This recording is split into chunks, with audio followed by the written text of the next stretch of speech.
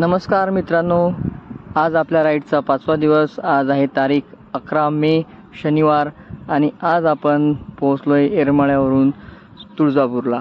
तुळजापूर हे अंतर आपण सकाळी 10:30 वाजेपर्यंतच कवर केलं आणि तुळजापूरच्या शहरामध्ये आपण 10:30 वाजता साधारणतः एंटर केलं. तुळजाभवानी हे महाराष्ट्राचं आराध्य दैवत, 3.5 शक्तिपीठांपैकी एक पूर्ण पहिलं शक्तिपीठ म्हणून तुळजापूरची तुळजाभवानी माता ओळखली जाते. या तुळजाभवानीला त्वरिता असं सुद्धा म्हटलं जातं. त्वरिता म्हणजे भक्तांच्या हाकेला त्वरित धावून येणारी अशी ती त्वरिता देवी आई तुळजाभवानी.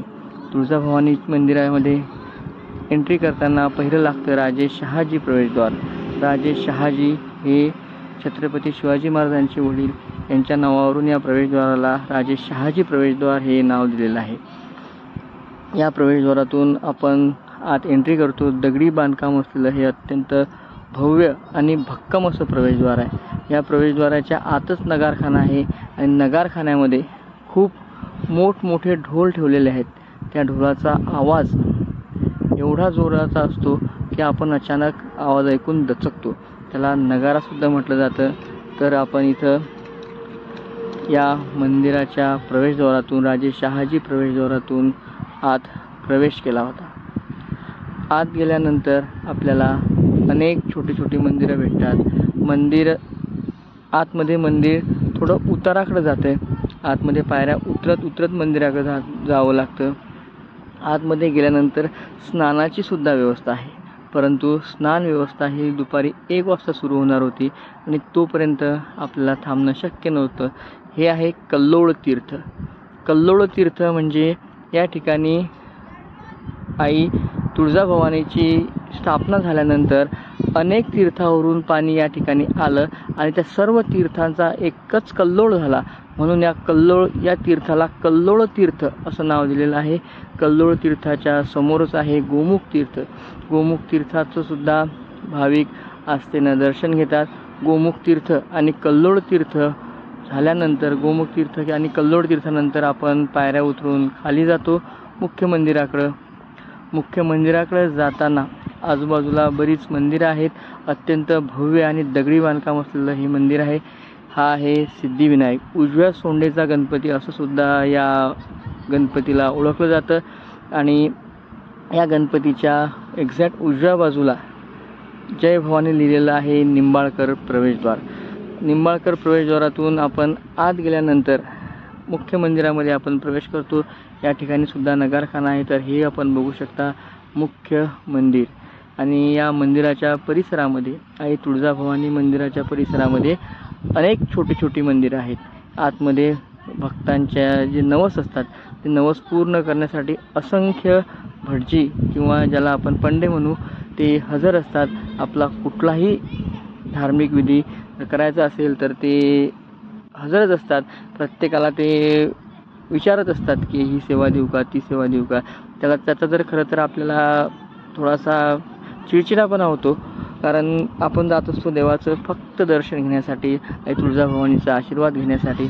पण हा व्यवहार आपल्याला थोडं चिड आणणारा ठरतो. तर मंदिर परिसरामध्ये भक्तांचे नवस पूर्ण करणारी जावळं उतरवण्याची सुद्धा व्यवस्था असते. तिथं पैसे देऊन जावळंसुद्धा उतरलं जातं. हे आहे गोंधळाची व्यवस्था. त्यांना निश्चित रक्कम जर दिली तर ती आपल्या नावाने आई तुळजाभवानीजवळ गोंधळसुद्धा घालतात. एक अंगाऱ्याचा स्टॉलसुद्धा तुळजाभवानी मंदिराच्या आतमध्ये आहे. तिथून आपण होमाचा किंवा यज्ञाचा जो अंगारा असतो तो आपण मिळवू शकतो. तसंच या ठिकाणी मुखदर्शनाला सुद्धा खूप मोठी रांग होती, म्हणून आम्ही ऑनलाईन डिजिटल दर्शन घेणंच पसंत केलं, कारण आम्हाला पुढं सोलापूर मुक्काम गाठायचा होता. सायकलचा हा प्रवास करताना पुढच्या मुक्कामासाठी आम्ही ऑनलाईन दर्शन घेतलं. ऑनलाईन म्हणजे CCTVनी कॅमेऱ्याने एका TV वर देवीच्या गाभाऱ्याचं पूर्ण दर्शन या ठिकाणी दाखवलं जातं. तर हा आहे देवीला नेसवलेले वस्त्र प्रसाद म्हणून विकण्याचा स्टॉल. देवीला जे वस्त्र नेसवले जातात ते इथं अर्ध्या किमतीत विक्रीला ठेवलेले असतात. फक्त आशीर्वाद म्हणून ह्या साड्या आणि हे वस्त्र या ठिकाणी मोठ्या भक्तीने, मोठ्या भावनेने या ठिकाणी घेऊन जातात. मंदिराला आम्ही एक प्रदक्षिणा मारली आणि प्रदक्षिणा मारताना जे उत्तर बाजूचं द्वार आहे. उत्तर बाजूच्या द्वाराला नाव आहे छत्रपती शिवाजीराजे प्रवेशद्वार. या द्वाराला चढताना असंख्य पायऱ्या आहेत, अनेक पायऱ्या आहेत. पायऱ्या की आम्ही निश्चित मोजू शकलो नाही. त्याआधी मंदिराला किल्ल्यासारखं स्वरूप असणारा हा प्रदक्षिणा मार्ग आहे, गणेश विहार, आणि या ठिकाणी सशुल्क दर्शन रांगेकडे जाण्याचा सुद्धा रस्ता आहे. कोणी जर तुम्हाला म्हणत असलं की तुम्हाला दर्शन करून देतो तर त्याच्यावर विश्वास ठेवू नका, आधी रक्कम ठरवून घ्या. आमच्या रायडर्सपैकी एका रायडर्सला असंच चला इथून पटकन दर्शन होते असं सांगण्यात आलं, आणि नंतर मात्र हे रकमेसाठी आपल्याशी फार भांडतात. साधारणतः 300 रुपये ही मुखदर्शनाची तात्काळ फी आपण म्हणूया. तर खरं तर हा मंदिरातला सगळ्यात किळसवाना भाग असतो. आपण कुठेही जर मंदिर परिसरामध्येच का निसर्गामध्ये कुठेही शांत बसलो आणि देवाचं ध्यान केलं तर आपला नमस्कार, आपली जी प्रार्थना आहे देवापर्यंत निश्चित पोहोचत असते. आणखी एक या ठिकाणी दिसणारी एक गोष्ट म्हणजे देवीचा कौल लावण्याची प्रथा. एक दगड ठेवलेला आहे, तिथं आपण काही निश्चित रक्कम द्यायची. रक्कम किती ते आम्ही काही शोधू शकलो नाही.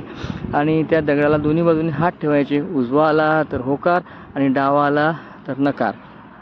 आपल्या मनामध्ये जी इच्छा असेल त्याला देवीचा जो कौल लावला जातो आणि देवीची इच्छा त्या ठिकाणी जाणून घेतली जाते. हा आहे शिवाजीराजे छत्रपती प्रवेशद्वाराच्या खालचा भाग. एवढ्या पायऱ्या चढून आपण प्रवेशद्वाराकडे येत असतो.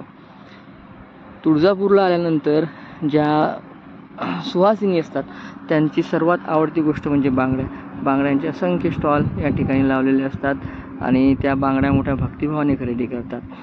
तर असे होती आपली ही तुळजापूरची राईड.